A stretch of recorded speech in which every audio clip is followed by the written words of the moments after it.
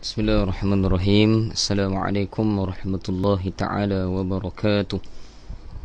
Ila hadratin Nabiyyil Mustafa sallallahu alaihi wasallam wa ila azwajihi wa dhurriyyatihi wa ila ashabihi wa ila tabi'in wa ila tabi'ut tabi'in wa ila al-ulama wal nuqaba wal nujaba wa ila awliya'is salihin وإلى آبائنا وأمهاتنا وإلى المسلمين والمسلمات والمؤمنين والمؤمنات وخصوصا إلى شيخنا شيخ زكريا الكندهلوي رحمه الله تعالى بسير الفاتحة.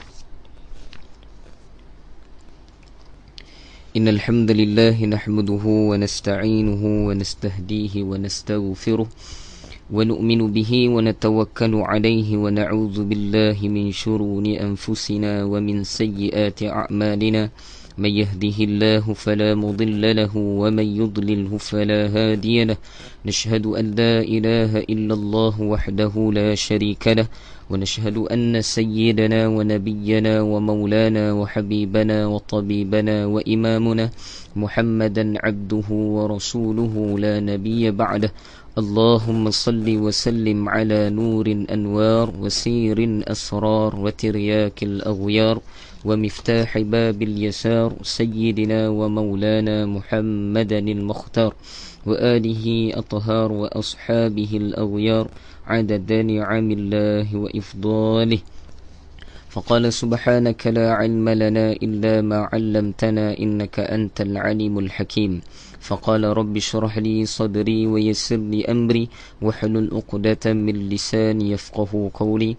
اللهم اغفر لنا ما قدمنا وما أخرنا وما أصرنا وما أعلنا وما أصرفنا وما أنت أعلم به منا أنت مقدم وأنت مؤخر لا إله إلا أنت يا مقلب القلوب ثبت قلوبنا على دينك وعلى طاعتك سبحانك إنا كنا من الظالمين ولا حول ولا قوة إلا بالله العلي العظيم. أما بعد.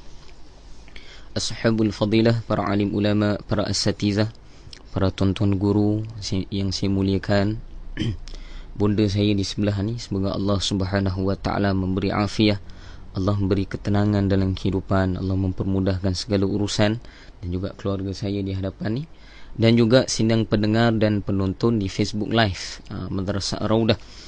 Pertama sekali mohon maaf lambat sedikit ni, apa dah 15 minit juga lewat kan.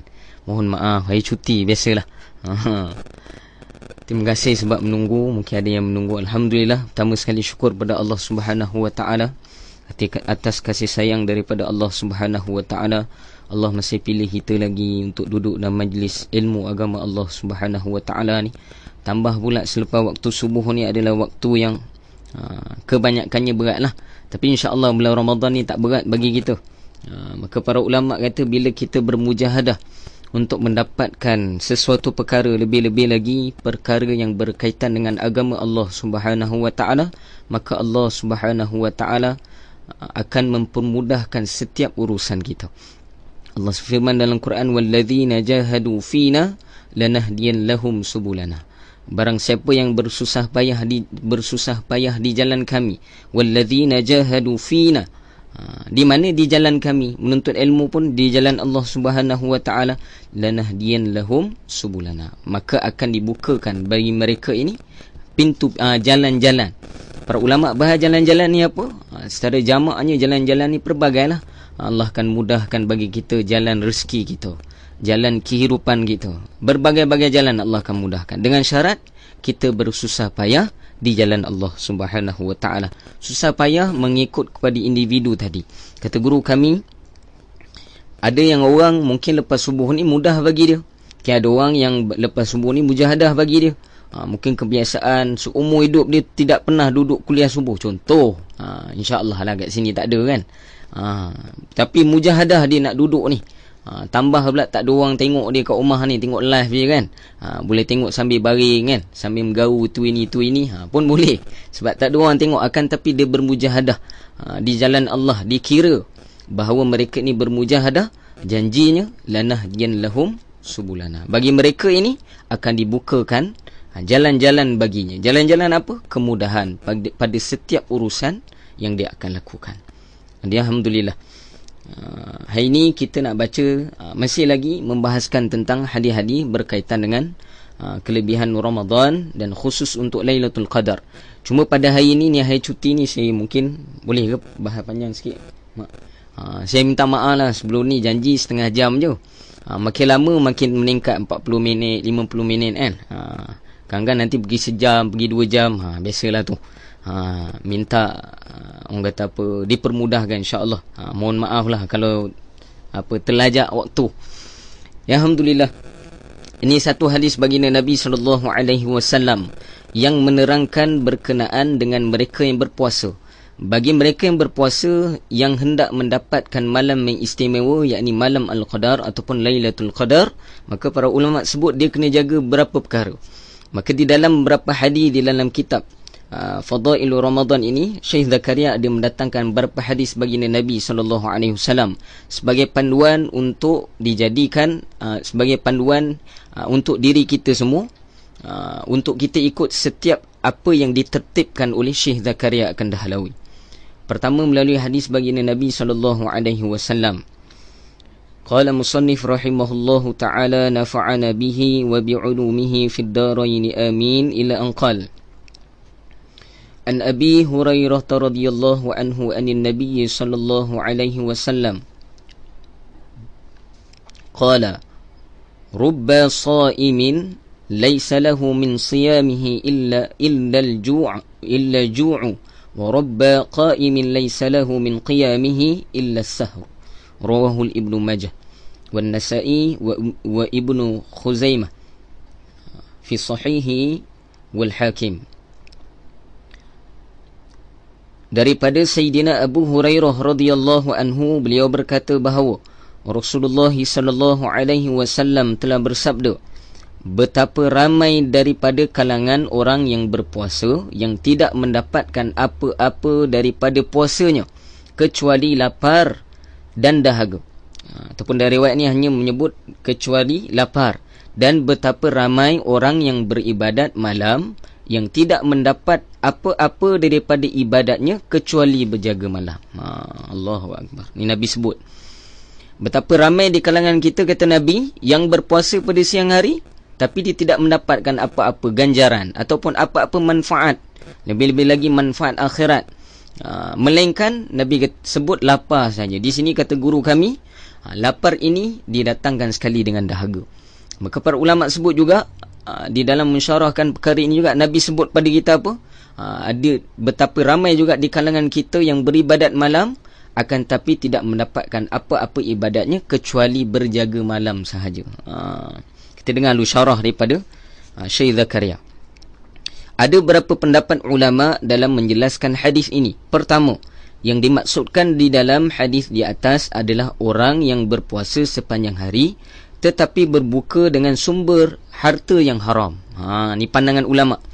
Apa dia mereka yang siapa yang mana mereka berpuasa akan tapi tidak mendapat apa-apa pada ganjaran puasanya?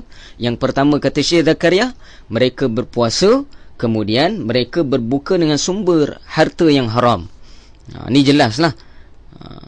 Sebanyak mana dia telah mendapat pahala dari puasanya, dosa yang didapati kerana memakan makanan yang haram lebih besar daripada pahala yang diperolehnya daripada puasa. Oleh itu dia tidak mendapat apa-apa selain berlapar sepanjang hari. Maksudnya apa? Kerana berbukanya dia dengan harta yang haram, maka kata Syekh Zakaria, menghapuskan dosa dia, menghapuskan pahala dia dalam dia berpuasa sepanjang hari dia. Ini pertama.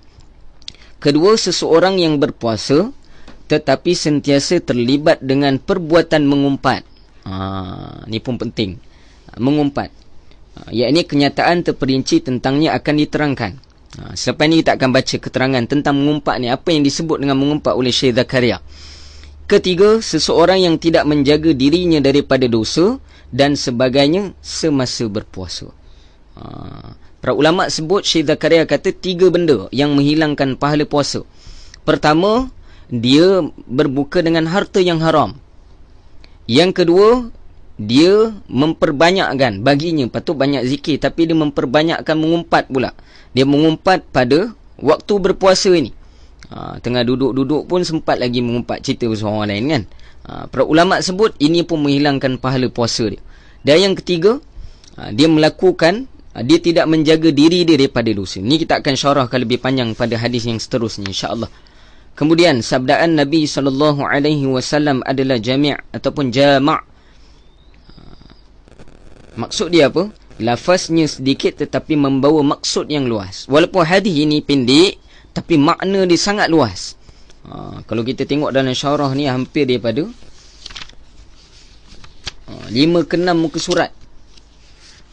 Hampir ke 8 muka surat. Syarah saja. Allahu Akbar.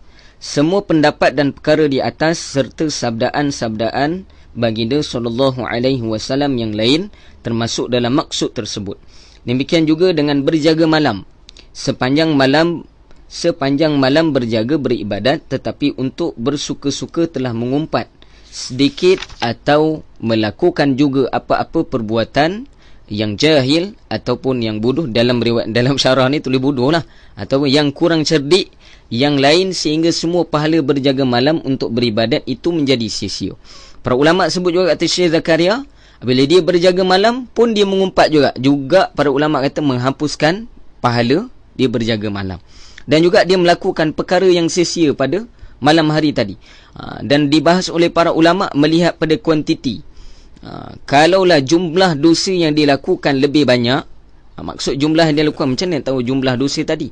Para ulama sebut kalau mengumpatnya waktunya lebih banyak daripada kita ibadat, maka mengumpat tadi ataupun perbuatan dosa kita tadi telah mengatasi perbuatan pahala kita. Maka para ulama kata dosa dan pahala tidak boleh dihimpunkan. Seperti kita nak himpunkan air dan juga minyak, mana boleh? Para ulama sebut dihimpunkan kedua-duanya mustahil. Tak boleh berhimpun, bercampur antara satu sama lain, tak boleh. Begitu juga perbuatan dosa dan juga pahala, tidak boleh bercampur. Maka di sini melihat kuantitinya. Kalau dosa kita yang kita lakukan waktu kita berpuasa ataupun kita berjaga malam, kuantiti dosa kita lebih banyak daripada pahala, maka para ulama kata berkemungkinan dosa tadi menghapuskan pahala yang kita lakukan. Wa na'udzubillah min dzalik. Contohnya, membiarkan solat subuh berlalu sehingga terpaksa diqada ataupun berjaga semata-mata kerana riak dan kemasyhuran, maka itu sememangnya sia-sia. Contoh Maulana Zakaria datangkan lebih kuat lagi lah. Apa contoh dia? Orang tu berjaga malam sepanjang malam, akan tapi bila datang waktu subuh dia tertidur, dia tidur pula. Mensia-siakan pahala dia berjaga malam. Ataupun dia melakukan solat tarawih 36 rakaat dia buat, contoh. Ataupun berapa rakaat dia buat, panjang buat dengan solat tasbih dan sebagainya. Akan tetapi dia meninggalkan solat fardu subuh, maka para ulama sebut menghapuskan pahala malam dia tadi. Itu pertama. Yang kedua, dia bangkit tadi semata-mata untuk menunjukkan kepada orang lain atau meniatkan pada orang lain untuk menunjukkan untuk mendapatkan kemasyhuran. Mudah kata dia nak tunjuk pada orang dia ni beribadat pada malam hari. Para ulama kata, tuan guru saya juga sebagai contoh, takut-takut perkara ni berlaku pada kita. Kadang-kala kita ni kan, biasanya lah waktu sebelum-sebelum ni, lepas kita berjaga malam, kemudian kita datang hari cuti ni Sabtu Ahad, kita semayang berjemaah dekat surau masjid, kemudian kita duduk dan kuliah. Kemudian kita ngantuk kan, kita tidur, tertidur dalam kuliah. Orang tanya, wah, ni tertidur kenapa ni? Semalam aku bangun tahajud ni banyak. Perkataan ini pun boleh menjerumuskan kita ke arah riya, ataupun takut-takut kita ini terjerumus kepada perkara yang sia-sia. Ini untuk mendapatkan kemasyhuran, bukan untuk mendapatkan pahala pada malam hari. Jelas kat sini Ini satu perkara. Disebutkan dalam hadis yang seterusnya daripada Sayyidina Abu Ubaidah radhiyallahu anhu, beliau berkata, saya telah mendengar Rasulullah sallallahu alaihi wasallam bersabda, puasa adalah perisai selama dia tidak memecahkannya. Puasa adalah perisai selama mana dia tidak memecahkannya. Syarah Maulana Zakaria, maksud menjadi perisai, maksud puasa tadi menjadi perisai bagi dia adalah sebagaimana seseorang menjaga keselamatan dirinya dengan perisai. Demikian itulah juga puasa menjaga seseorang itu daripada musuhnya, iaitu syaitan. Para ulama sebut di sini, untuk melemahkan syahwat kita, tidak ada jalan lain melainkan berpuasa. Maka para ulama sebut dia menjadi perisai. Nabi menyebut menjadi perisai, akan tetapi selagi mana kita tidak memecahkannya. Kita baca dulu. Satu riwayat lain menyatakan bahawa puasa adalah penjaga yang akan menyelamatkan seseorang daripada azab Allah Ta'ala. Riwayat yang lain pula menyatakan puasa akan menyelamatkan seseorang dari neraka jahanam. Dalam satu riwayat dinyatakan bahawa seorang telah bertanya, wahai Rasulullah, apakah perkara yang merosakkan puasa? Apakah perkara yang boleh memecahkan perisai puasa ini? Baginda SAW menjawab, berbohong dan mengumpat. Dalam kedua-dua hadis ini dan demikian juga daripada banyak lagi hadis yang lain terdapat penekanan untuk menjauhi perkara-perkara sedemikian semasa berpuasa, dan dinyatakan bahawa dengan melakukan perkara-perkara itu seolah-olah puasa telah disia-siakan. Pada zaman kita ini telah menjadi satu kebiasaan untuk menghabiskan masa berpuasa dengan berbual-bual kosong. Sesetengah ulama berpendapat bahawa berbohong dan mengumpat sememangnya membatalkan puasa. Para ulama sebut di sini membatalkan secara zahir ataupun tidak. Para ulama sebut membatalkan tadi, membatalkan pahala puasa. Adapun ada pandangan juga mengatakan membatalkan puasa itu sendiri. Maksud dia, kalau dia berbohong dan juga mengumpat, apa gunanya dia berpuasa? Itu pandangan ulama lah, yang orang panggil yang mutasyaddid, yang tegas.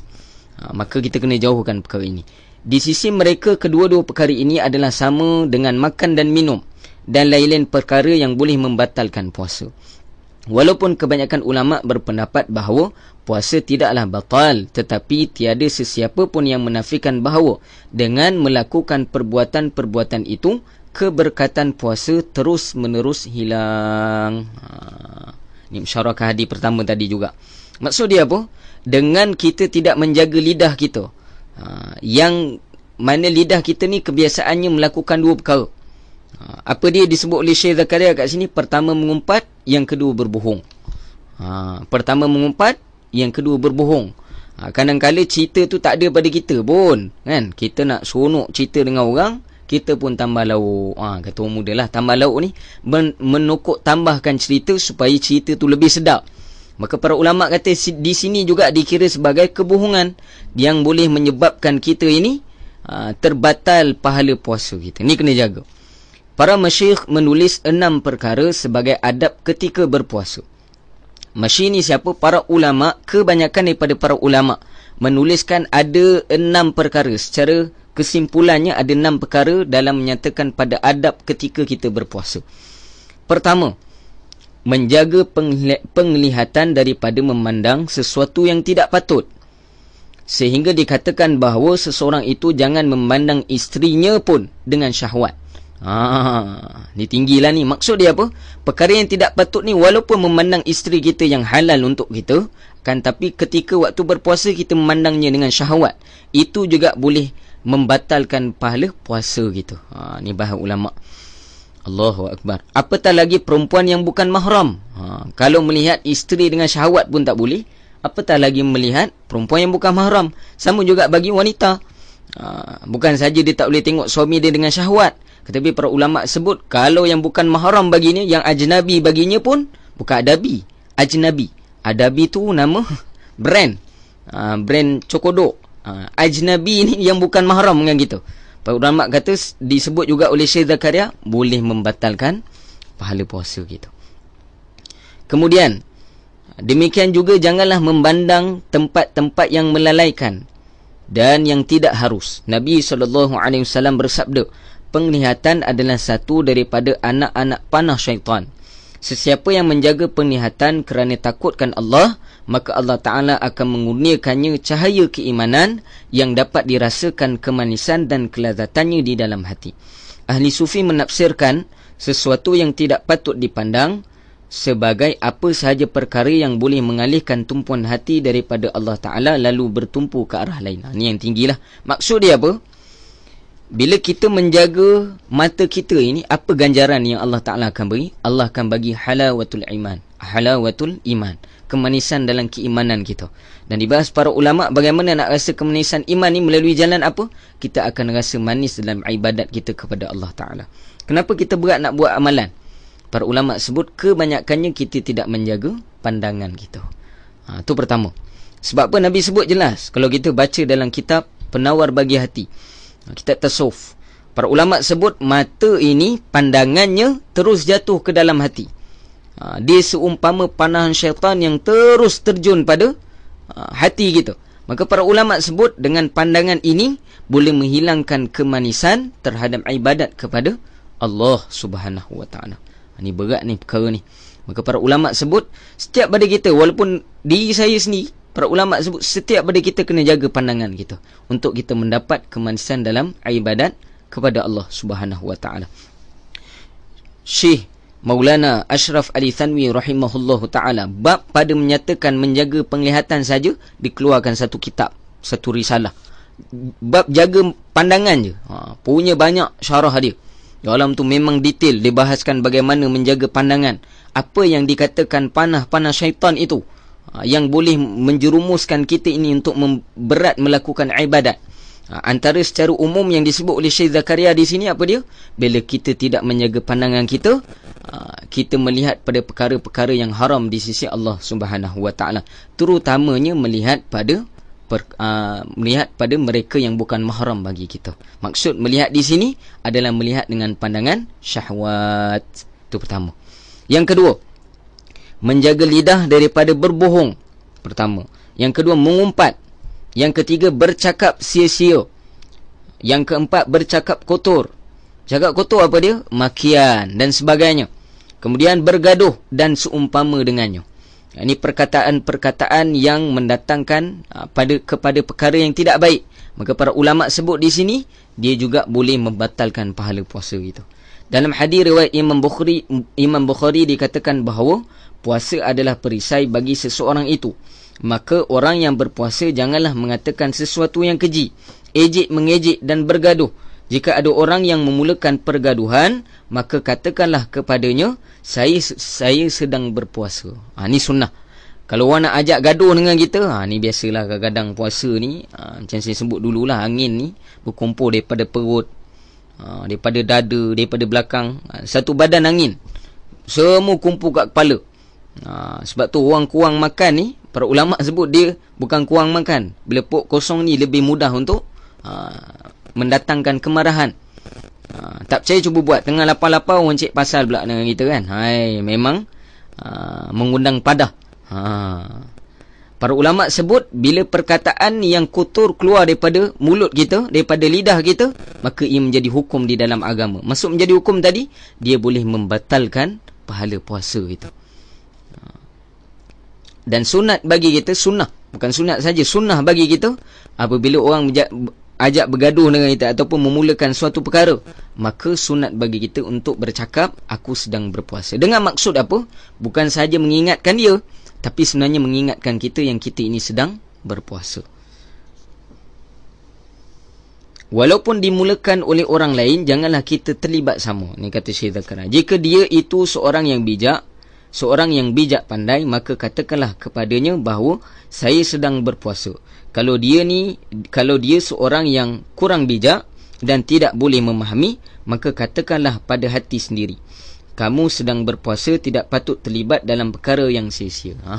Cik Zakaria kata, kalau kita berdepan dengan seorang ni yang kita rasa dia boleh faham cakap kita ni, boleh faham maksud kita ni, maka kita cakap, ini shaimun, sungguhnya aku ni sedang berpuasa. Ini sunnah Nabi dalam hadis yang sahih riwayat Imam Bukhari. Kalau kita rasa, kata Syekh Zakaria, kita rasa orang ni mungkin kurang cerdik ataupun orang ni mungkin tak faham, kalau kita cakap dengan dia ni aku sedang puasa pun dia nak cek gaduh dengan kita, maka para ulama kata cukuplah kita pegang dada kita, kita cakap dengan hati kita, sungguhnya aku ni sedang berpuasa. Jangan kita terlibat dengan perkara tadi. Sebab apa? Terlibat sahaja, para ulama kata, terus boleh membatalkan pahala puasa kita. Allahu Akbar. Kemudian kata Syekh Zakaria, adalah sangat penting untuk menjauhkan diri daripada diri secara khusus daripada mengumpat dan berbohong, kerana pada pendapat setengah ulama perbuatan itu membatalkan puasa sebagaimana yang telah diterangkan sebelum ini. Pada zaman Nabi SAW terdapat 2 orang perempuan yang sedang berpuasa. Ini misal daripada hadis Nabi. Mereka mengalami kelaparan yang teramat sangat sehingga tidak tertanggung lagi. Mereka hampir-hampir akan mati. Ini syarah ulama. Para sahabat radhiyallahu anhum telah bertanyakan kepada Nabi SAW tentang mereka. Lalu Nabi SAW telah hantarkan kepada mereka satu bekas dan telah perintahkan mereka supaya muntah ke dalam bekas itu. Mereka berdua pun muntah, lalu telah keluar ketulan-ketulan daging dan darah yang dimakan mentah-mentah. Orang ramai kehairanan. Nabi SAW telah bersabda, kedua-dua perempuan itu telah mulakan puasa dengan rezeki yang halal, tetapi kemudiannya mereka telah mengumpat orang ramai, sama seperti mereka makan makanan yang haram. Ataupun dalam ayat Quran, seumpama mereka yang mengumpat ni memakan daging-daging daripada saudara mereka sendiri. Benda ni terjadi jelas dalam riwayat hidup baginda Nabi SAW, seperti mana yang dinyatakan oleh Syekhul Hadis kita ni, yang mengatakan bahawa pada zaman Nabi dulu ada 2 orang yang sangat lapar. Dibawa oleh para ulama, kelaparan dia tadi bukan disebabkan memang dia lapar, tapi ada sesuatu dosa yang dia lakukan. Dan perkara ini diketahui oleh Rasulullah. Maka para sahabat telah mengadukan pada Rasulullah SAW tentang perihal 2 orang perempuan ni. Maka para ulama sebut, ketika itu Nabi menghantar 2 bekas pada perempuan ni tadi. Kemudian baginda Nabi SAW perintahkan pada mereka untuk muntahkan, sebab ada sesuatu di dalam perut dia yang menyebabkan dia rasa tidak selesa dalam perut dia, seumpama rasa lapar, sakit dan sebagainya. Maka bila dia muntahkan, maka telah keluarlah daging-daging mentah dan busuk. Kata syarah para ulama, busuk bila keluar tadi daripada mulut dia. Maka para ulama sebut, dan Nabi SAW terangkan di sini, mereka telah memulakan puasa ini bersahur dengan rezeki yang halal, akan tetapi mereka telah mengumpat orang ramai, menyebabkan perkara tadi telah dizahirkan oleh Allah Ta'ala sebagai pengajaran bagi umat. Maksud dia apa? Allah boleh datangkan secara zahir perkara tadi. Kalau secara zahir perkara ini berlaku zaman kita, payah nanti. Kita yang kuat mengumpat orang ni, takut-takut nanti betul-betul jadi pada kita pula. Tak mustahil, sebagaimana yang berlaku pada zaman Rasulullah SAW. Maka kena jaga lidah kita. Panjang ni nak bahas ni.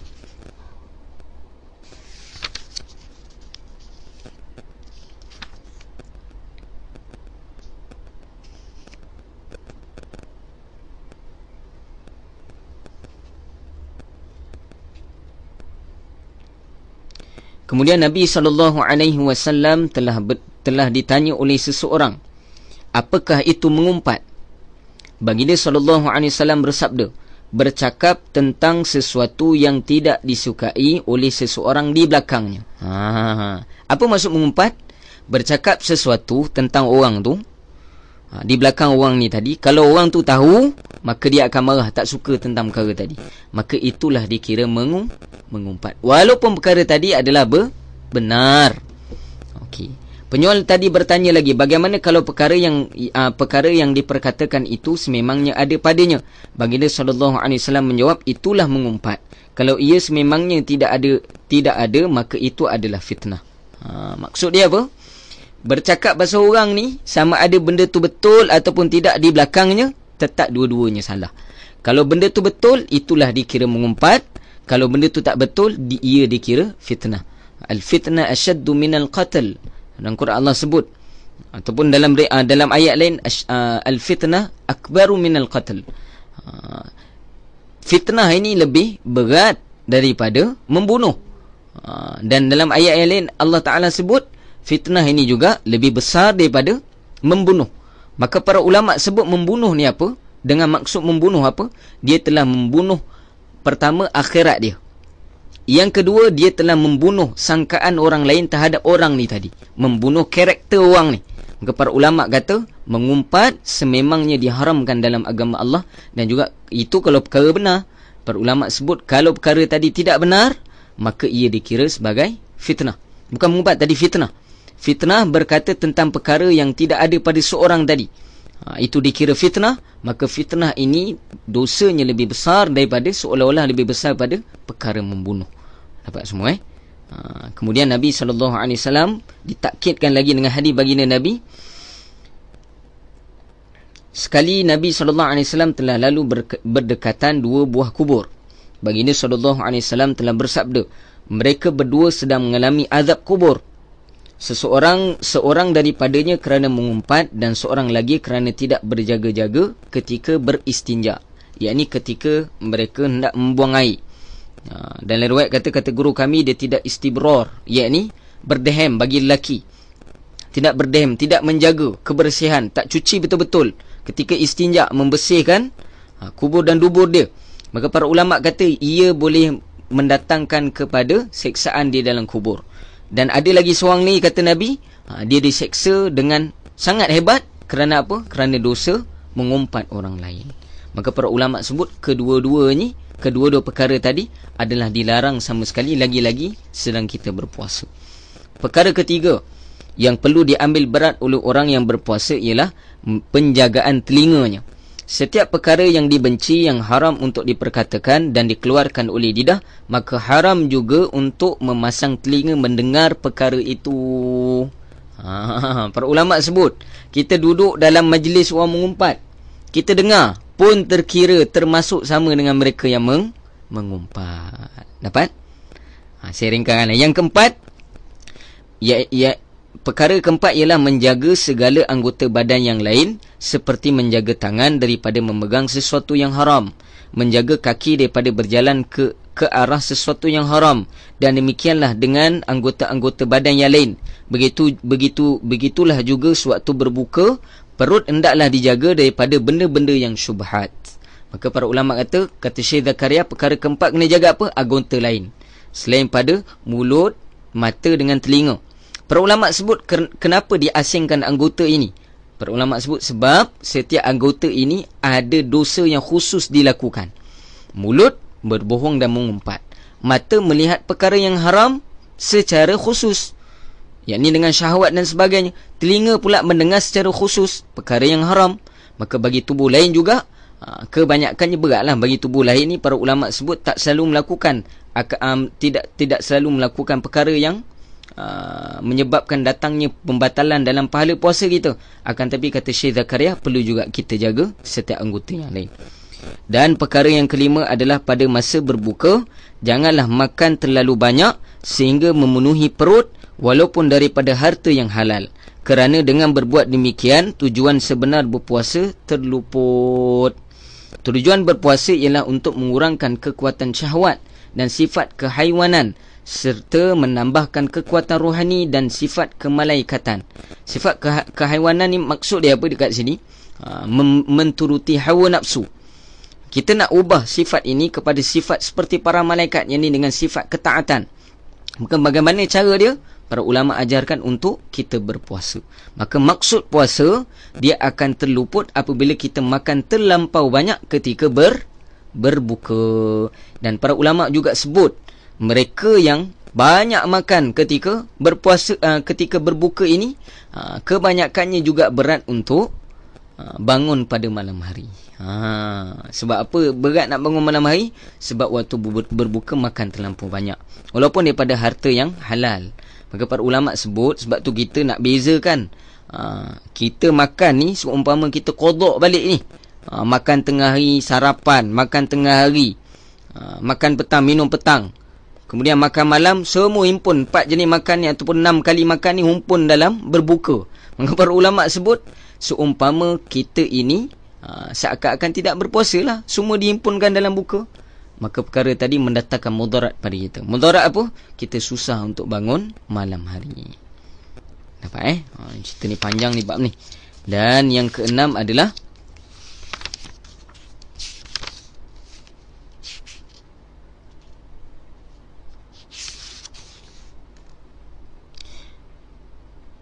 Perkara keenam yang penting untuk diambil berat oleh orang yang berpuasa ialah perlu ada perasaan takut selepas menunaikan puasa kerana tidak tahu sama ada puasa itu layak diterima ataupun tidak.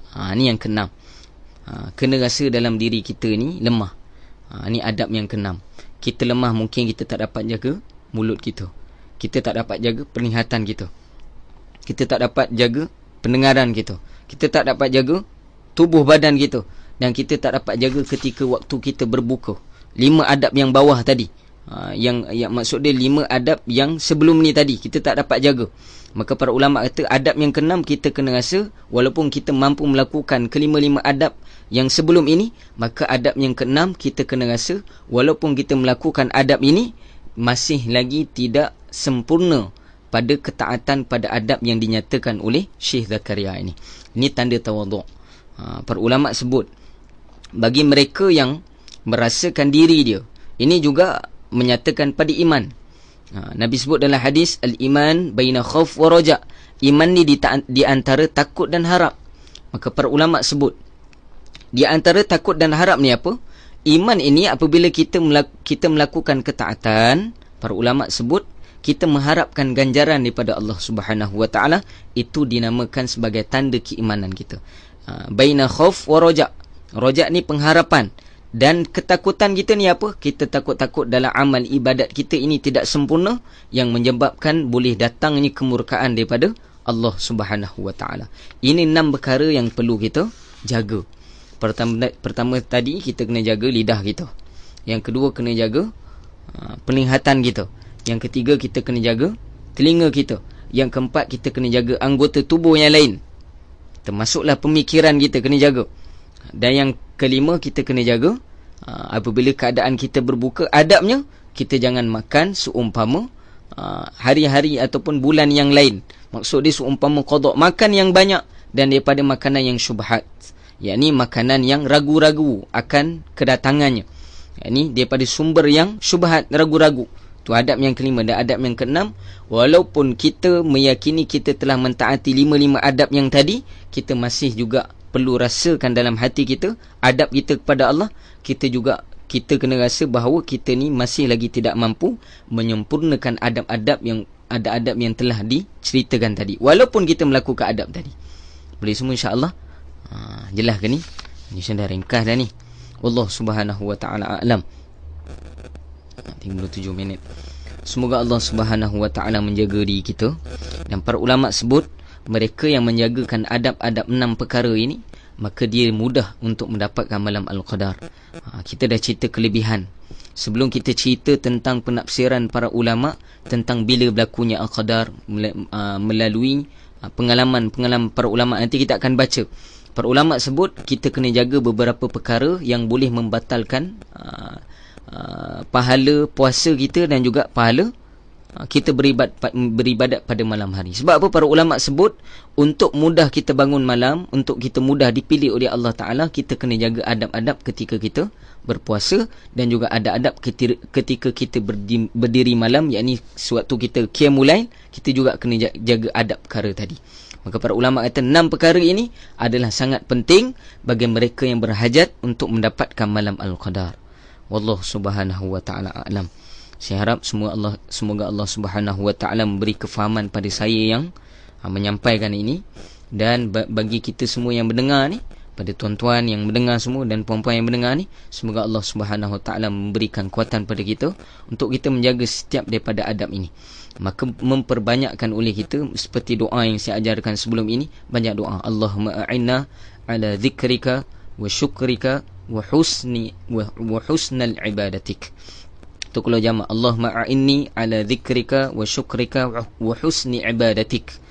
Ya Allah, bantulah aku untuk beribadah, untuk memperingatimu, dan selalu atas mensyukuri setiap bantulah aku untuk sentiasa bersyukur atas nikmatmu, dan bantulah aku untuk memperbaiki amal ibadat aku. Di sini memperbaiki amal ibadat khususnya dalam bidang puasa kita. Maka kalau kita dapat jaga 6 perkara, 6 adab ini, maka insya-Allah puasa kita ini adalah puasa yang diterima oleh Allah Subhanahu wa taala. Ini bukan saja kata Syekh Zakaria, tapi setiap adab ini juga disebutkan oleh kebanyakan para ulama. Maka Nabi sebut dalam hadis, innal ulama warathatul anbiya. Ataupun dari riwayat yang lain, al ulama warathatul anbiya. Semuanya ulama ini adalah warisan para nabi-nabi. Maka melalui syarahan daripada mereka lah kita dapat faham apa yang sebenarnya yang dimaksudkan dengan puasa. Bagaimana cara untuk kita menjaga puasa kita. Maka secara disumpulkan secara keseluruhannya, 6 perkara inilah yang dikatakan untuk menjaga puasa kita. Dan 6 perkara ni juga para ulama kata dengan berkat kita menjaga adab dalam puasa, Allah memilih kita untuk bangun pada malam hari, dan Allah pilih kita juga untuk mendapat malam Al-Qadar Allah Subhanahu wa taala. Wallahu taala a'lam. Semoga apa yang kita dengar ni Allah beri taufik dan hidayah pada kita untuk kita amalkan insya-Allah.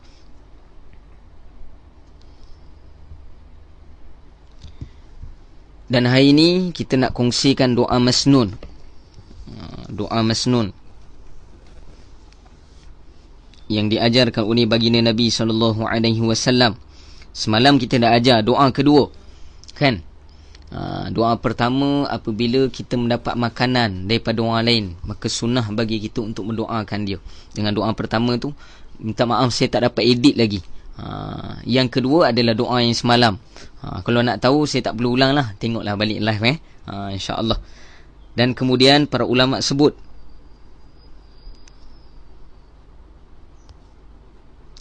doa ini khusus bagi mereka yang bertandang di rumah. Mereka bertandang di dalam ke rumah seseorang untuk berbuka puasa. Kita ni dijemput oleh seseorang untuk kita berbuka puasa di rumahnya. Maka ada doa khusus yang diajarkan oleh baginda Nabi sallallahu alaihi wasallam. Semalam doa bila kita dikirimkan makanan. Hari ni kita nak ajar doa bila kita ini dijemput oleh orang untuk kita berbuka puasa bersama dengan mereka. Maka ada doa yang diajarkan oleh baginda Nabi sallallahu alaihi wasallam yang diriwayatkan oleh Al-Imam Daud dan juga Imam Ibnu Majah dan juga Imam Nasa'i. Yang mana hadis ini sahih, yang mana di dalam hadis ini bahawa Nabi SAW pernah dijemput oleh sahabat untuk berbuka puasa di rumahnya. Maka Nabi membacakan ayat ini ataupun doa ni. Macam mana doa ni? Ni agak panjang sikit lah. Kalau mampu buat, kita buat. Ataupun para ulama sebut, kalaulah perkara kita tak mampu baca dengan doa ini, maka cukup kita baca dengan doa-doa sebelum ni. Ni bonda saya cakap ni PKP ni mana boleh. Walaupun PKP kita belajarlah doa ni insya-Allah. Kita belajar doa ni bukan waktu tertentu saja. Waktu bila kena belajar doa boleh insya-Allah Okey. Bismillahirrahmanirrahim. Ikut sama-sama Aftara indakum shaimun wa akala ta'amakumul abrar. Dapat? Ta'amakumul abrar. Wa sallat alaikumul malaikah. Saya ulang balik Aftara indakum shaimun wa akala ta'amakumul abrar wa sallat alaikumul malaikah. Ini disebutkan oleh Nabi. Sewaktu baginda Nabi SAW berbuka di rumah sahabat, Nabi membacakan ayat ini. Juga dibahagikan oleh guru-guru kami, ini juga dikira sebagai doa. Walaupun ayat ni macam statement, tapi sebenarnya ia adalah dikira sebagai doa ketika kita berbuka puasa di rumah orang. Ini sekali Aftara indakum shaimun wa akala ta'amakumul abrar wa sallat alaikumul malaikah. Apa maksud dia? Orang-orang yang berpuasa telah berbuka dengan kamu, dan orang-orang yang mulia telah memakan makanan kamu, serta para malaikat mendoakan agar kamu mendapat rahmat. Orang-orang yang berpuasa telah berbuka dengan kamu, ini kata Nabi, dan orang-orang yang mulia telah memakan makanan kamu, serta para malaikat mendoakan agar kamu mendapat rahmat. Maka para ulama sebut doa ini Nabi sebutkan ketika Nabi ucapkan perkataan ini ketika berbuka puasa di rumah seorang sahabat baginda Nabi sallallahu alaihi wasallam. Dan para ulama sebut dengan doa ini mendapat keberkatan bagi tuan rumah. Ini khusus. Adapun kalau kita nak amalkan doa yang sebelum ini kan, Allahumma barik lahum fima razaqtahum tu, ataupun Allahumma at'amana wa asqi man saqana. Dengan doa ini para ulama sebut pun dah cukup dah untuk kita mendoakan bagi mereka yang beri makanan ataupun mereka menjamu kita makan untuk berbuka puasa. Wallahu taala a'lam. Di sini cukup 3 doa yang diajarkan oleh baginda Nabi sallallahu alaihi wasallam, seakan-akan menunjukkan isyarat bagi kita apa? Bagi mereka yang memberikan makanan pada orang lain, maka sangat disunahkan oleh baginda Nabi sallallahu alaihi wasallam untuk mendoakan kebaikan untuk mereka yang beri makan. Maka para ulama kata bagi mereka yang doa itu pun disunahkan untuk memperbanyakkan doa untuk mereka yang beri makan, apatah lagi mereka khusus untuk mereka yang beri makan kepada orang, maka lebih-lebih banyak lagi lah ganjaran ataupun khususiat yang Allah Ta'ala akan beri. Kalau orang yang dapat pun kena doa, apatah lagi mereka yang memberi. Maka memberi ini sangat digalakkan di dalam bulan puasa ini, lebih-lebih lagi pada 10 hari terakhir daripada bulan Ramadan ini, insya-Allah. Wallahu taala a'lam. Tu saja daripada saya, insya-Allah. Yang baik semua pada Allah, yang buruk daripada diri saya dan juga kelemahan diri saya mohon maaf. Kita doa sama-sama dengan Allah Taala, semoga Allah Taala memberikan kekuatan pada kita untuk kita amalkan apa yang kita telah belajar pada pagi ini, dan Allah Subhanahu Wa Taala memberi kekuatan kepada kita untuk kita sentiasa istiqamah dengan amalan ini, dan Allah beri kekuatan pada kita juga untuk kita sampaikan pada orang lain, insya-Allah. Bismillahirrahmanirrahim. Alhamdulillahirabbil alamin. Wassalatu wassalamu ala asyrafil anbiya'i wal mursalin sayyidina wa maulana Muhammadin wa ala alihi wa sahbihi ajma'in. Allahumma ighfir lana dhunubana wa liwalidina warhamhum kama rabbawna saghara wa jami'al muslimina wal muslimat wal mu'minina wal mu'minat al ahya minhum al amwat bi rahmatika ya arhamar rahimin. اللهم أعنا على ذكرك وشكرك وحسن عبادتك. اللهم ربنا آتنا في الدنيا حسنة وفي الآخرة حسنة وقنا عذاب النار. صلى الله على سيدنا محمد وعلى آله وصحبه أجمعين والحمد لله رب العالمين وبالله التوفيق والهداية. والسلام عليكم ورحمة الله تعالى وبركاته.